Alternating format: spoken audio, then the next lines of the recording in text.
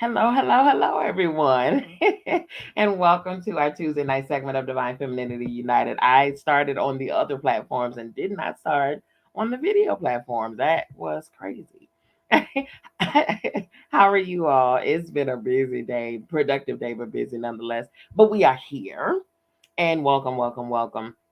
We are here for our collective reading of a new chapter of the phenomenal book, Letting Go, The Pathway of Surrender, written by the late, great David R. Hawkins, MD, PhD, the phenomenal brain and spirit and expansion and enlightenment of that amazing, amazing, amazing vessel that we get to learn from here. And it's absolutely been amazing. And tonight, as you know, on Tuesdays, I do not waste time because we do start at 8 p.m. Eastern Standard Time. And so I don't want to ostracize your time. I don't want to take away from your evenings, okay, with yourself, with your family, your spouse, your children, preparing, winding down from the day, getting ready for the next day, all of those things, okay?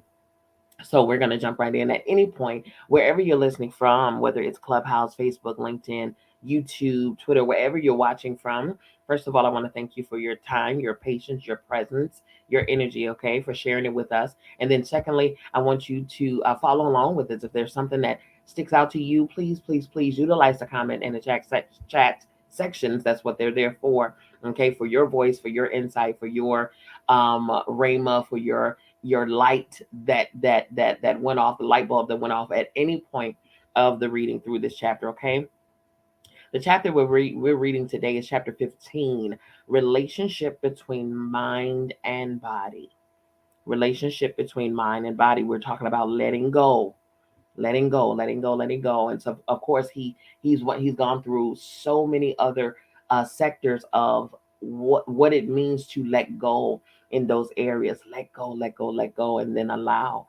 And so now we're getting to the physiology of it all, the physical standpoint, and how our things that we hold in our mind can affect our body and whatnot. He went over it a little bit over the last couple of chapters, but I think we're here now at the Mecca, at the point of really getting it in us about how we're affecting our bodies and how our minds and our bodies are being affected because of our unwillingness to let go and release. Okay.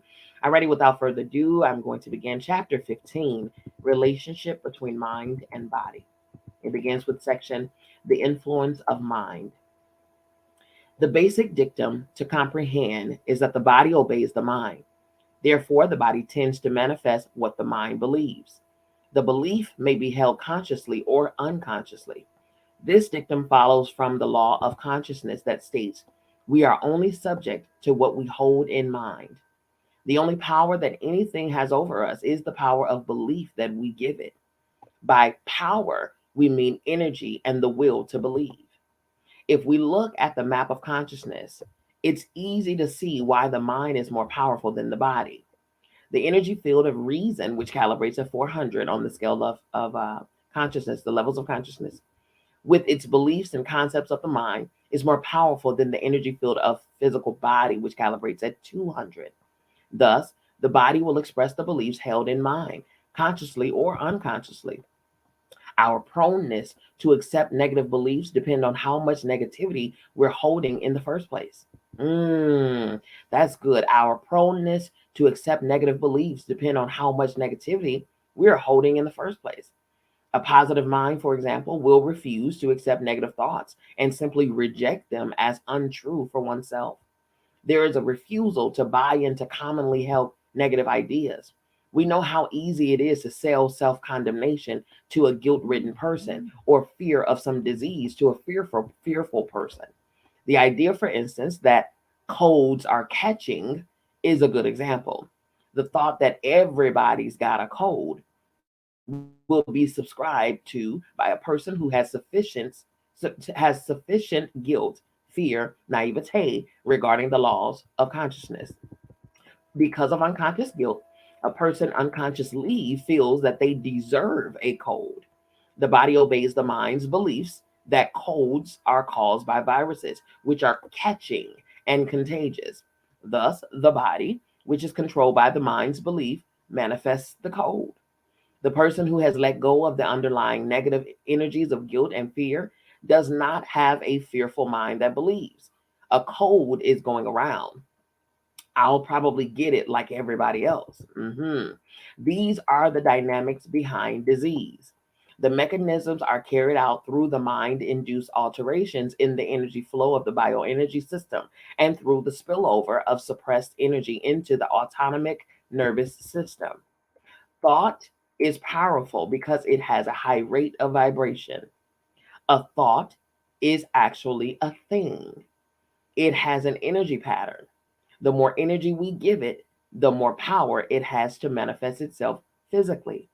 This is the paradox of much so called power it has to manifest itself physically. Okay, this is the paradox of much so called health education. The paradoxical effect is that fearful thoughts are reinforced and given so much power that epidemics are actually created by the media. For example, the swine flu. The fear based warnings about health dangers actually set up the mental environment in which the very thing that is feared will occur. Even in the Bible, Job stated, "The thing that I feared the most has come upon me." I just talked to a client this morning in her counseling session with me. I spoke about that very thing. We are more powerful than we actually give ourselves credit for. We really do not realize the level of power that we have. We are actual creators. We are embodiments of the creator. So just as the creator spoke and it was energetically, because of course we know the language of the universe is vibration and frequency. So as the creator vibrated or sent the frequency or energy out to create a thing, that thing was created simply based off the energy. So you can even just think a thought and you're creating. Okay? You can think a thought and you are creating. Again, just like the book said in the previous paragraph, a thought is actually a thing. Oh, it's just a thought. God knows my heart. All of that stuff. Let me tell you, what you are creating, what you are thinking, what you are saying, what you are feeling, what you're emitting from your being, you are creating. You are creating.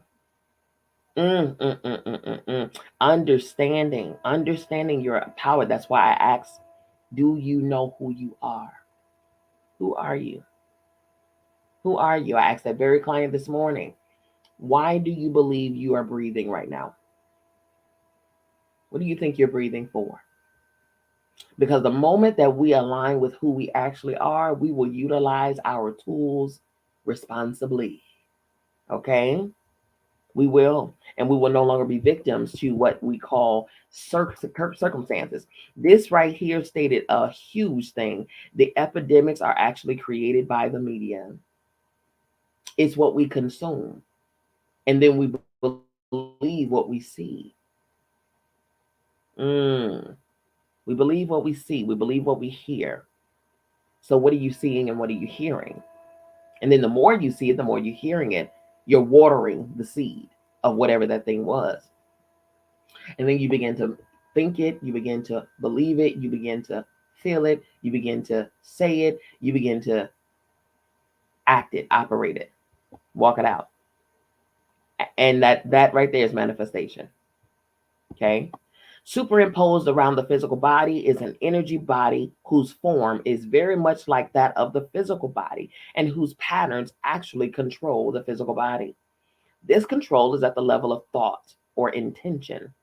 Advanced subatomic quantum physics has shown similarly that observation influences subatomic high frequency and high energy particles. The power of mind over body has been demonstrated by clinical research. For instance, in one study, a group of women were told that they would be given a hormone injection to bring on their menstrual period 2 weeks early. Actually, they were merely given a placebo injection of saline. It was simply saline. Nonetheless, over 70% of the women developed early premenstrual tension with all of the physical and psychological symptoms. They were told it and then they believed it. And that mind, that thought communicated to their body to do a thing and it did it. Goodness, man. The power that you possess. Another clear demonstration of this law of consciousness is observed in persons with multiple personality disorder. Once thought to be rare, it is now found that multiple personality disorder is relatively common. And so, research into the phenomenon has become increasingly prominent. It has been shown that the different personalities in the one body have different physical accompaniments. There are, for instance, changes in the okay, wait a minute, the encephalographic, okay, brain waves, as well as changes in their handedness in handwriting, pain thresholds, electrical skin responses, IQ, menstrual periods, cerebral hemisphere dominance, language ability, accent, and vision.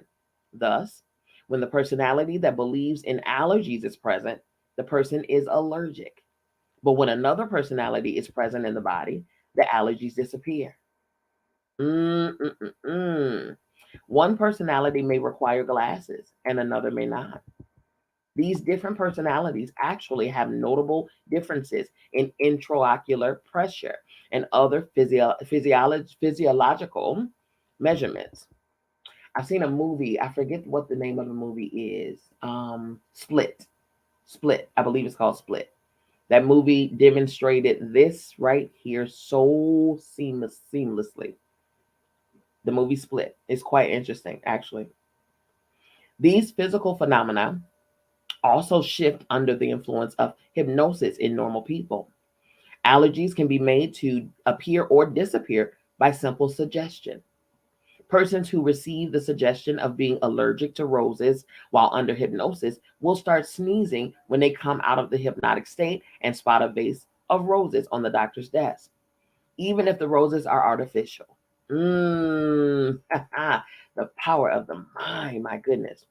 Sir John Eccles, Nobel laureate, stated that after a lifetime of study, it became apparent that the brain is not the origin of the mind.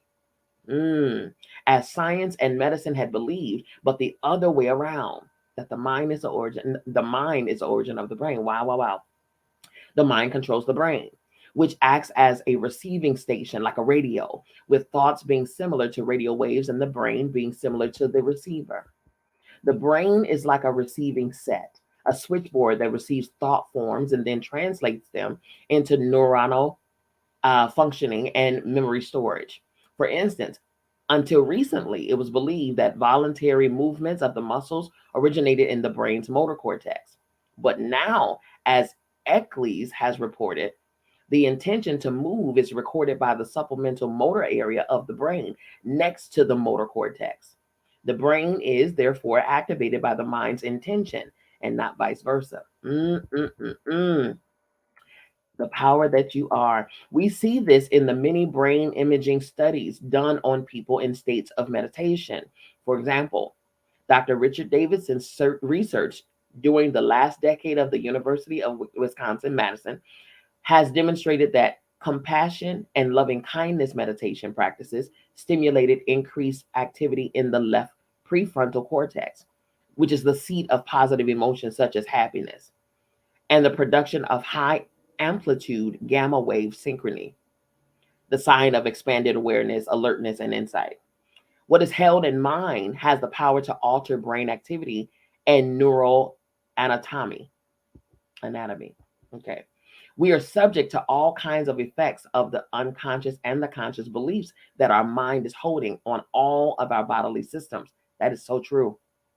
This includes our beliefs about the supposed effects of various foods, allergens, menopausal or menstrual disorders, infections, and all other diseases that are associated with specific belief systems, coupled with the underlying stress proneness due to the presence of suppressed negative feelings. Norman Cousins, editor in chief of the Saturday Review for 3 decades, demonstrated this principle when he cured himself of serious physical illness by means of laughter. He wrote Anatomy of an Illness. Hello, man. Welcome, welcome. A book about his experience of recovery from a crippling arthritic disease through heavy doses of vitamin C and belly laughing induced by films featuring the Marx Brothers. Listen here, okay? He discovered, okay, he discovered that laughter had an anesthetic effect that could alleviate his pain for 2 hours. Laughing is a method of letting go. It is. It is. Even in the sacred text, it says laughter is good for the soul, medicine to the soul. Laughter is medicine to the soul.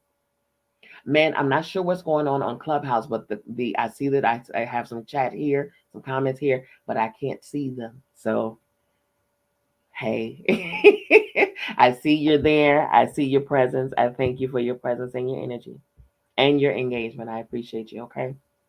I see your emojis though. So I see you with me. Okay. Hello. Hello. Okay. Laughter. Laughter. Okay. He says, through laughter, cousins just kept letting go of the underlying emotional pressure and canceling negative thoughts. This resulted in very positive and beneficial changes within his body and facilitated his eventual recovery. Come on, not a drug in sight, not a prescription, not having to, do extenuous working out and all of those things, not having to inject anything. Come on, semaglutide. Okay. Hey, I'm just saying, nothing against anybody who chooses those methods. He didn't have to have any surgery, anything, you know? It's wherever you are. Whatever you chose, it's wherever you are. He said what he chose was heavy doses of vitamin C, which is natural, right? And belly laughter by watching comedy movies. I can take that regimen any day, okay? Seriously. Next section, disease prone beliefs. Y'all ready for this? Disease prone beliefs. To ascertain our own disease proneness, we can look at the following questions. Do I worry about my health, holding fear thoughts in mind about what might happen to me? Do I get a secret feeling of fear, excitement, and danger when I hear about a new disease that is currently being reported and in vogue? Do I spend time on constant checkups, reading about diseases, getting frightened by TV stories about them? Am I interested in hearing about the diseases of famous people? Do I believe that the environment and foods are full of hidden dangers or that foods contain additives which are poisonous and will cause disease? Do I believe that certain diseases, quote unquote, run in my family? Do I stop or want to stop but don't dare to witness auto accident victims? Do I like hospital TV programs? Ooh, that's good. That's good right there now. Ooh, listen. It's the subtleties, you all. It's the subtlety. He said, do I like hospital TV programs? Come on here. Do I like TV programs that include hitting, shouting, fist fights, killing, torture, crime, and other forms of violence? Am I a guilt-ridden person? Am I holding a lot of anger? Do I condemn other people's behavior? Am I prone to be judgmental? Do I hold resentments and grudges? Do I feel trapped and hopeless? Do I say of myself, whatever is going around, I'll probably catch it? Am I concerned with acquisitions and status symbols instead of the quality of relationships? Do I carry a lot of insurance and still worry that it's not enough? In summary, the way to change our bodies is to change our thoughts and feelings. We must let go of negative thoughts and belief systems and shed the stress of negative emotions that give them energy. We have to cancel the negative programming that comes from the world, as well as our own belief systems. We can see the deleterious effects of fearful negative programming in people who become subject to fear of foods, chemicals, and substances in the environment. Each day, a new chemical or substance is announced to have harmful effects. The more fearful we are, the more quickly we become programmed, and then the body responds accordingly. Fear substances, foods, air, energies, and stimuli of all kinds had gotten to the point where there is almost an environmental paranoia. Some people become so phobic about the environment and everything in it that their world gets smaller and smaller. They become more and more fearful every day. Some people even succumb to the point where they flee the world and live in artificial bubble enclosures, victims of their own minds. This can happen to a reasonable person, even to a physician. It started with pollens, ragweed, horse dander, dog and cat hair, dust, feathers, wool, chocolate, cheese, and nuts, all believed to cause allergies. Later, sugar was added, hypoglycemia, plus food additives, cancer, eggs and dairy products, cholesterol, and organ meats, gout. Next on the harmful list came food dyes, saccharin, caffeine, coloring matter, aluminum, synthetic fabrics, noise, fluorescent lights, insect sprays, deodorants, food cooked at high temperature, minerals in the water, chlorine in the water, nicotine, cigarette smoke, petrochemicals, car exhaust fumes, positive ions, low level electric vibrations, acidic foods, pesticides, and foods with seeds. The world shrank so small that there was nothing safe to eat. Nothing could be worn. There was no air to breathe. The body had all the allergies, reactions, and diseases to prove it. Going out to dinner became an enjoyment of the past, since there was nothing on the menu that could be eaten except lettuce, thoroughly washed, of course. And it was imperative to wear white gloves when picking up restaurant utensils.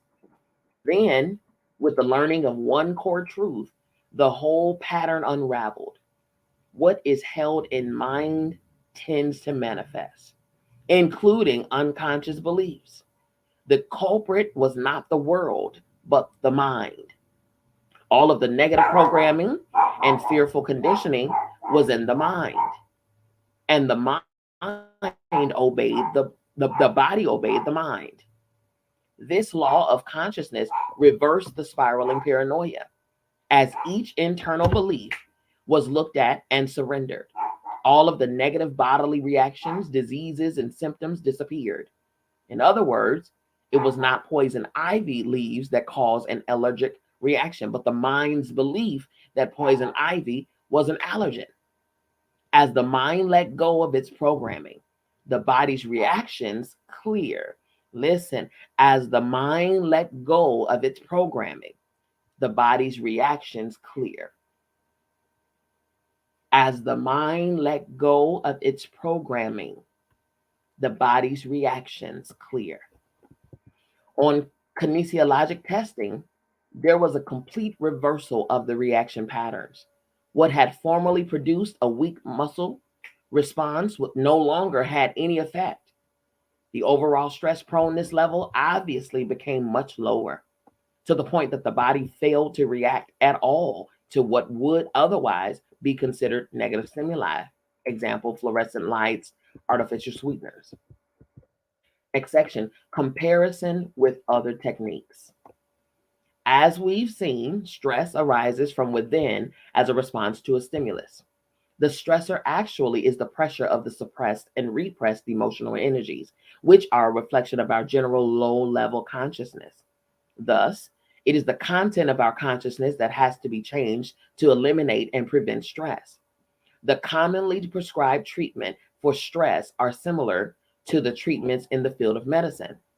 They try to fix the damage done by the treatments in the field of by the disease we already have, rather than cure the internal cause of the disease. Okay, I'll read that again. The commonly prescribed treatments for stress are similar to the treatments in the field of medicine. They try to fix the damage done by the disease we already have, exactly, rather than cure the internal cause of the disease. Conferences on stress, for example, routinely include the following topics: aromatherapy, physical exercise workshop, acupuncture for stress disorders, biofeedback, chiropractic, stress regulation, nutrition, fitness and exercise profile, homeopathy, autogenetic training, holistic healing, massage and body work, flotation tanks, dental balance, unwinding technique by use of body movements. As we can see from the above, the common approaches deal only with the consequences and resultant damage from the stress syndrome.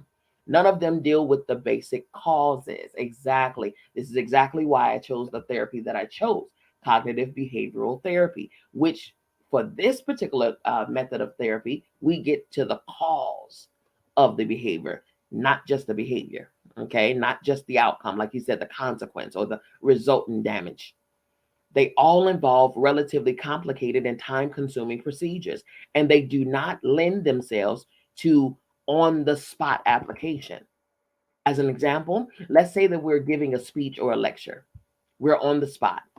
It is impractical to stop in the middle of a speech and do breathing exercises, go into hypnotic trance, stick ourselves with acupuncture needles, or hitch up to a biofeedback machine.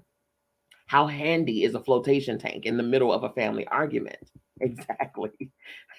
Because these approaches are temporary, time consuming, and often expensive. People try them for a short while with enthusiasm, but then their enthusiasm wears off because basically nothing has really changed. The same basic perceptions of the world persist. The same emotional pressure are there. The personality remains the same. Life circumstances have not changed. One's level of consciousness is not altered. The person's psychology is the same. Expectation continues as before, and life, therefore, continues as before. Without a change of consciousness, there is no real reduction of stress. Without a change of consciousness, there is no real reduction of stress. Only the consequences are ameliorated. All of these after the fact techniques and treatments do help and often alleviate a given condition and bring some relief, but they leave the basis of the problem untouched. One can follow all of these techniques and yet remain the same stress prone person. In our experience, the conscious use of the mechanism of surrender is more effective in addressing chronic stress related illnesses. Illnesses begin to heal spontaneously because the underlying emotional cause has been removed. Exactly. And further treatments often become unnecessary. In the uncommon case of persistent illness that is not cleared by surrender of negative thoughts and feelings, unknown factors such as karmic proclivities may be operating. In such cases, we surrender the desire to change or control our experience of life, and we await further inner discovery about the source and significance of the illness. Surrender at great depth is complete when a person has let go of needing and wanting of physical healing to occur. A state of peace about the situation is reached when all three aspects of illness, whether physical, mental, and spiritual, have been addressed. And the final outcome or wished for recovery has been surrendered. Peace comes with total inner surrender to what is, which is acceptance. Peace comes with total inner surrender to what is. Wow. The power that you are. The power that you are. Just simply with your mind. The power that you are, the power that you have to create with your mind. With your mind. I take my individuals, clients, mentees, students, whatever. I take them through a guided meditation. And then they see through these guided meditations how powerful their minds are. You know what I'm saying? They'll think that, well, I don't, that's not for me. I can never do that. I can't afford it. I can't. And there's a saying that says, I think it was Rumi that stated, whether you think you can or whether you think you cannot, either way, you are absolutely right. You're absolutely right. Because your mind, if your mind thinks that you cannot, then you're going to develop a belief of that thought, and you're going to produce the inability to do what it is that you think you cannot do. But if your mind says that you can, and not only does it say that you can, but you also see it completely done in your mind. You see it finished. You see yourself in the finished product, whatever it is, whether it's a job, whether it's your desired body weight, whether it's you know your a home or a car or relationship or just health, you know what I'm saying? Peace of mind, whatever state of freedom and liberation, whatever it is. If you see it, imagine it, view it, complete it already. Not something that you have to reach for, obtain, but something that's done in your imagination. And you constantly replay this doneness, this completedness in your mind. Then you will begin to believe and feel the energy of that doneness, of the completedness, of the thing that you're envisioning. And before you know it, you'll start speaking from that doneness. You'll start living and choosing from the doneness. You'll be seeing yourself there. You'll be operating as if you're already there. You'll be feeling the goodness of being there already, creating, manifesting. That is exactly what becoming a master manifester is. But see, this time, because see, we've always been creating and manifesting things. We just didn't know it because you were unfamiliar with the power that you are. But now that you're aware, now that you're aware, now you can deliberately and intentionally manifest things. Now that you're aware, you can deliberately and intentionally create. Being very, very, very, very specific about what it is to the detail. Every I dotted, every T crossed. And you would be very, very, very, very mindful not to play with your powers. Because if you don't want something, then why would you think it? Why would you say it? Why would you feel it? Why would you believe it? If you don't want sickness, then why are you thinking about sickness? We talked about this last week. If you don't want it, don't think it. If you don't want it, don't think it. If you don't want it, don't think it. Then when you don't think it, certainly don't believe it. And definitely don't say it or feel it at all. It's simple as that. Think on these things. Whatsoever is lovely, whatsoever is pure, whatsoever is just, whatsoever is of good report. Think on these things. Think on the positivity. Think on the things that you desire, that you want, not desire. Because to desire something means that you do not have it yet. And everything that we quote unquote desire is already here. It's already here. You just have to bring it into your now. It's already here, which is why we're talking about your thinking. Your thinking. See it in its doneness. And when you see it and feel it and think it and believe it in its doneness, it's already done. If you can see it completed in your mind, it's already done. Done. That's why we need not desire. Because why would you desire something that's already here? That's what it is. The power that is you. Know who you are. Know who you are. Know who you are. I cannot say that enough. Know who you are. Know the power that you possess. Know the divinity that you are. Know the sacredness that you are. Know who you are. And the more you align with who you are, just like the book stated, you will slowly but surely release who you've been programmed to be. Period. Okay. I am Bianca in this iteration, but I was also given the name Bianca when I came into this field. When I came into this realm, I was given the name Bianca. My name, my actual name is not Bianca. Bianca was what I was given, right? My traits and all of the things that I learned, those things that I was given, those things I was programmed to have, whether good, bad, or ugly, They were given, they were programmed in me. Attitudes, likes, dislikes, ups, downs, ins, outs, they were programmed in me by way of either family, friends, circles, television, entertainment, music, whatever the case. Understand your receptors, understand the messaging, understand that what's coming into you programs you, which is why we got to be very mindful. We can't watch everything, we can't listen to everything, because what enters you creates something. Thoughts are things. Thoughts are things.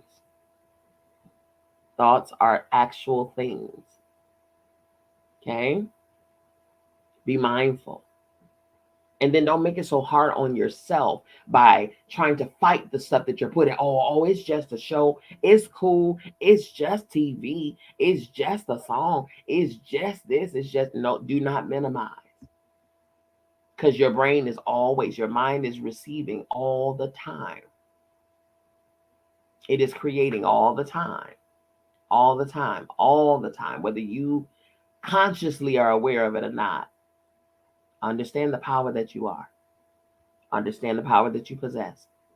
Understand that you are an embodiment of the Creator. Therefore, you create. Okay? Knowingly and unknowingly. But now that you know, be more intentional. Okay? With yourself and with others. All right? All right. And that is it for tonight. The next chapter, which is going to be on Sunday, is chapter 16, and it is entitled The Benefits of Letting Go. The benefits of letting go. Love that. I'm excited to hear that. If you do not have the book and you would like the book, contact me. Okay, to receive an ebook, a PDF version of the book, no cost to you. Now, we are a nonprofit organization and we do accept donations, but donations and tips and things like that are not required. They are welcome. They're not required for you to get the book. You can get the book from me at any time. Okay.